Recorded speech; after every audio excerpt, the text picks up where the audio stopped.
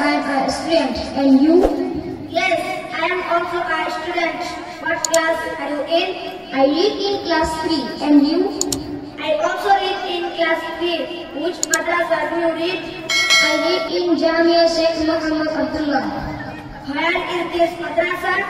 It is located in Hazratpur, Rajbigan, Munshiganj. How many students study in your madrasa? About 2,000 students. MashaAllah. How many teachers are there? Probably 80 teachers. Very nice. Who is your principal? Allama Ruhul Amin Qasimi, and he is our most qualified person. How to get admission here? Students' birth certificates and 4 photocopies, parents' and ID card, and 2 photocopies are applicable for admission. What is the quality of education here? Alhamdulillah, good enough. Thank you very much. Most welcome. See you again, inshallah.